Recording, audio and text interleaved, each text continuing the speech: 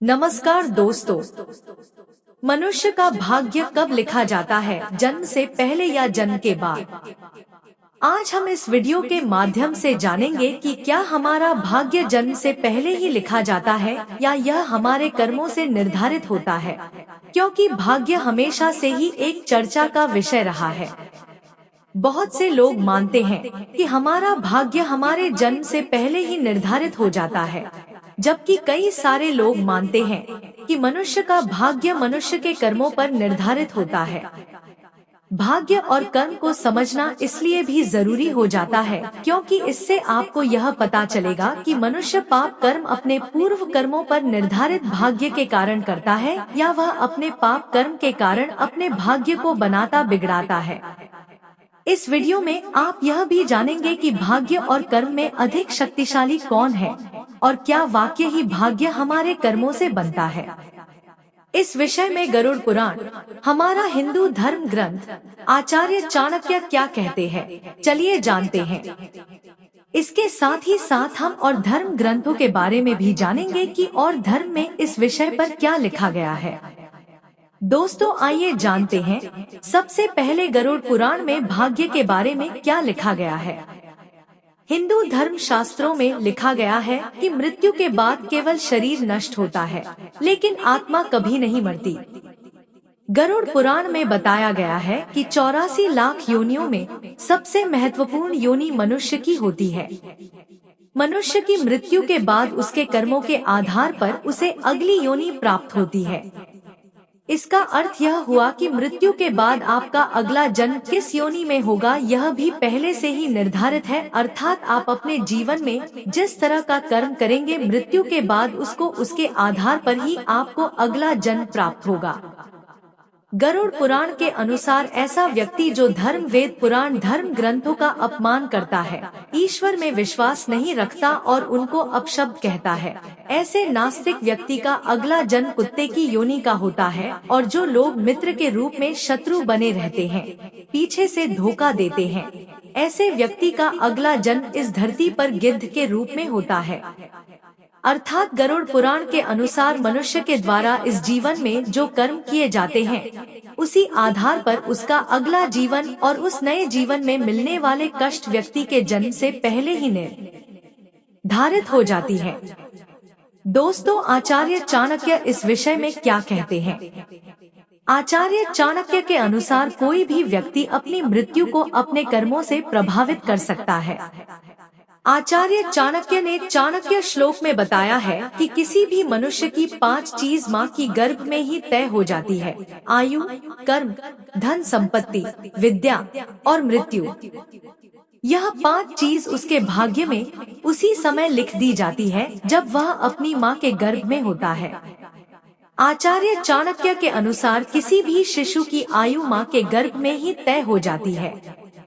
बच्चा अल्पायु होगा या दीर्घायु, इस संसार में आएगा या नहीं, यह सब माँ के गर्भ में ही तय हो जाता है। आचार्य चाणक्य के अनुसार हर व्यक्ति को अपने कर्मों के हिसाब से सुख दुख भोगना पड़ता है। यह कर्म सिर्फ वर्तमान के ही नहीं, बल्कि मनुष्य के पिछले जन्म के भी होते हैं।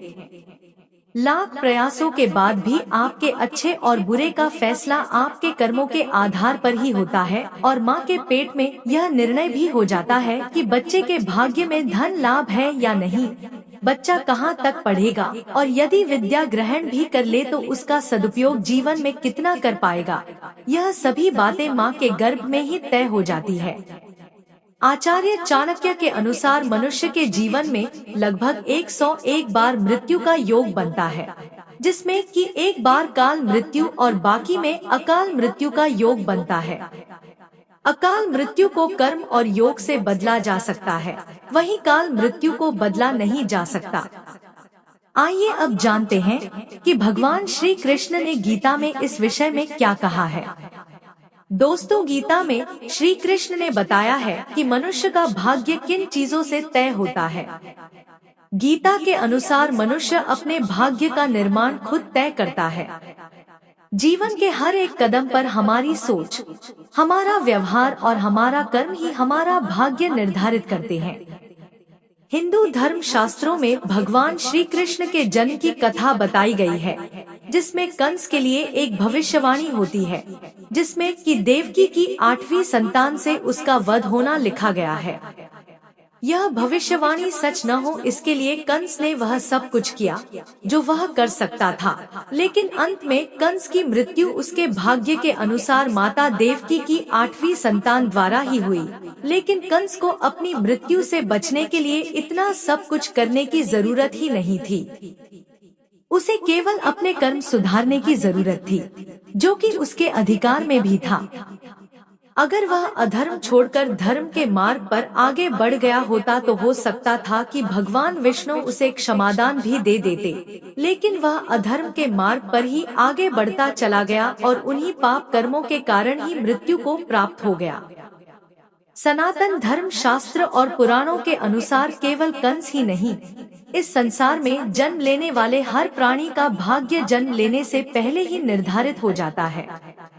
कोई व्यक्ति कब जन्म लेगा, क्या करेगा और अपना पूरा जीवन कैसे व्यतीत करेगा, यह सब उसके जीवन से पहले ही निर्धारित होता है, जिसके अनुरूप ही उसका अगला जन्म होता है। लेकिन इसका अर्थ यह नहीं है कि हम सब कुछ भाग्य पर ही छोड़ दें, क्योंकि भाग्य भी कर्म से बदला जा सकता है। इस्लाम में भाग्य को किस्मत कहा गया है। किस्मत का मतलब है कि सब कुछ अल्लाह की मर्जी से होता है। हिंदू धर्म में भाग्य को प्रारब्ध कहते हैं। प्रारब्ध का मतलब है कि हमारा वर्तमान जीवन पिछले जन्मों में संचित किए गए सकारात्मक या नकारात्मक कर्मों का फल है। हिंदू पुराण कहते हैं कि हमारा भाग्य हमारे पिछले कर्मों से बनता है, परंतु यही भाग्य वर्तमान कर्मों से भी प्रभावित होता है। इसलिए हमें अपने कर्मों को सुधारने का प्रयास करना चाहिए और साथ में अपने भाग्य को भी स्वीकार करना चाहिए।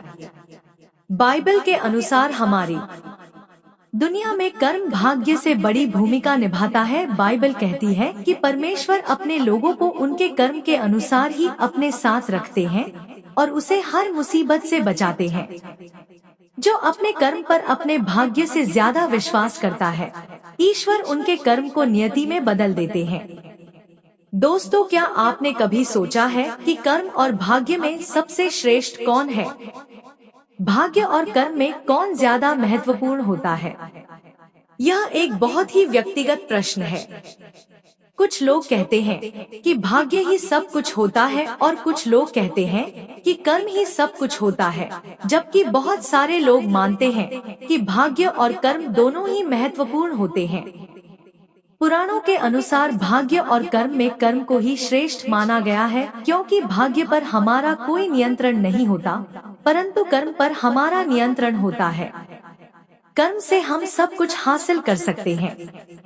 दूसरे शब्दों में कहें तो कर्मफल ही भाग्य है। कर्म से ही भाग्य का निर्माण होता है, इसीलिए कर्म को ही श्रेष्ठ माना गया है। मैं भी यही मानता हूँ कि भाग्य और कर्म दोनों ही महत्वपूर्ण होते हैं, किंतु कर्म भाग्य से अधिक महत्वपूर्ण होता है, क्योंकि कर्म ही एक ऐसा है जो हमारे नियंत्रण में होता है, वही भाग्य हमारे नियंत्रण में नहीं होता है। कर्म से हम अपना भाग्य सुधार सकते हैं, भाग्य से हम अपना कर्म सुधार नहीं सकते।